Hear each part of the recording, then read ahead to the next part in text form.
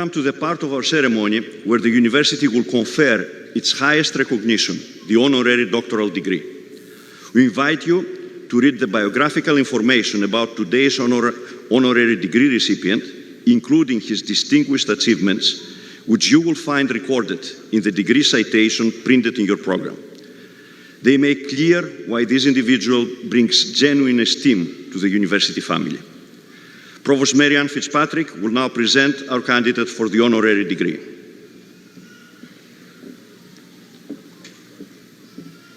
Mr. President, I have a candidate for the honorary degree, Doctor of Public Service, for his dedication to principles of responsible fiscal management in the private and public sector, for his financial acumen acquired during 4 decades of investment management at the highest levels, and for his commitment to leading the United States Treasury Department in its mission of economic growth and opportunity for all.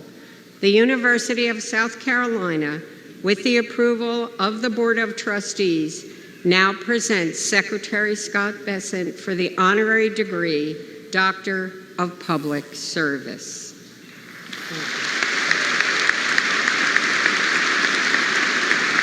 Will the Honorable Dawn Smith of the University's Board of Trustees and Stacey Bradley, Secretary of the Board, please escort the candidate to the rostrum.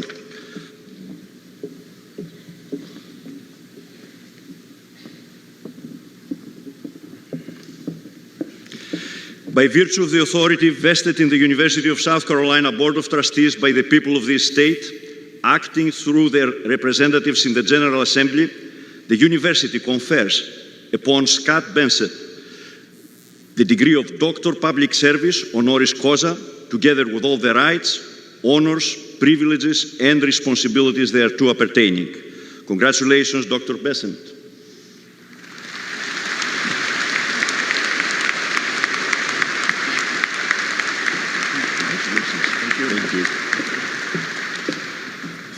Thank you.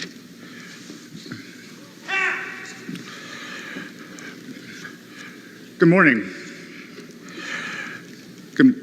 President Emeritus and Provost Fitzpatrick, members of the faculty and Board of Trustees, distinguished guests, and graduates of the class of 2026.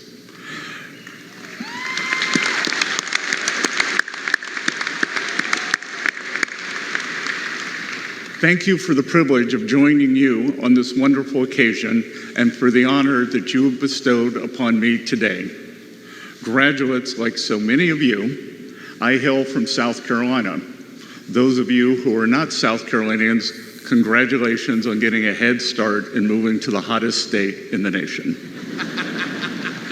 So I know that for centuries, USC has been the place where this state sends its most promising young people and receives in return its most dedicated leaders. As I look out on the class before me, I have every confidence that USC's newest alumni will fulfill its abiding commitment to the good order of the great state of South Carolina.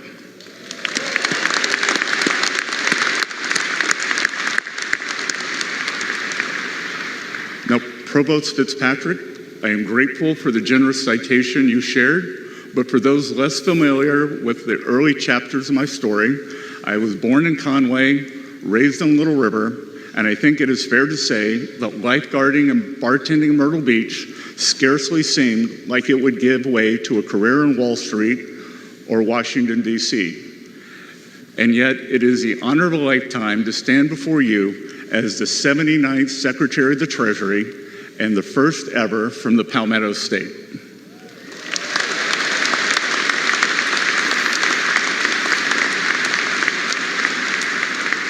Graduates, I can imagine the immense pride that you're feeling today is mingled with a sense of uncertainty.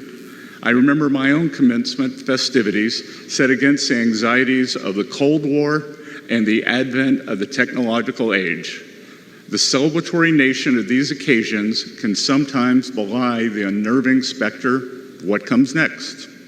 This group has come of age alongside a different set of disruptions.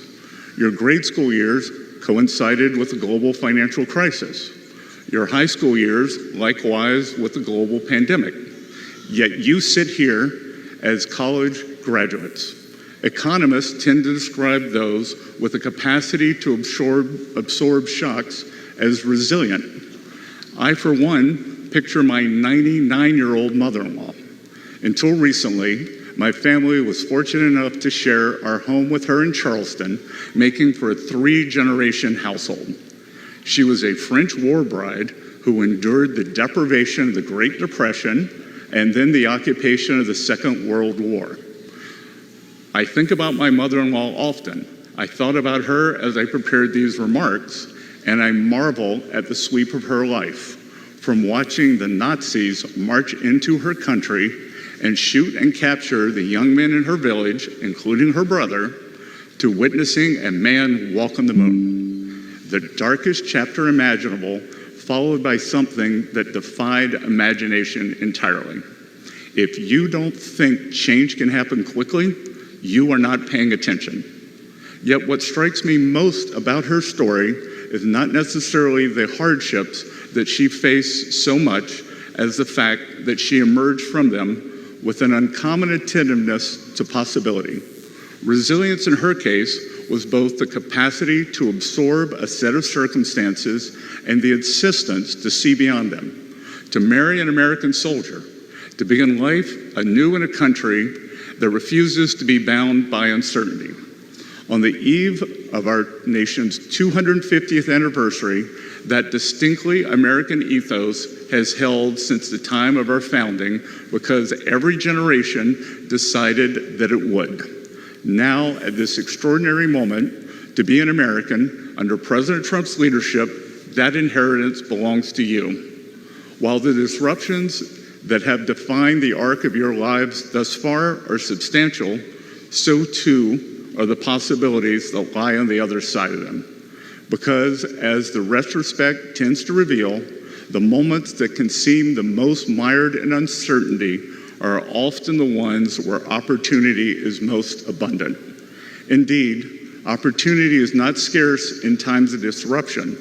What is scarce is the poise to recognize it before the path is fully visible. Opportunity, in short, is omnipresent, if only we summon the courage to find it. This nation has always known that. And now, as USC graduates, so do you. And above all, you know that you are ready for what comes next. Not necessarily because the path ahead is clear, but because you have already demonstrated that it need not be. You are strong, you are powerful of spirit, and you are tested. You are the University of South Carolina class of 2026. Congratulations.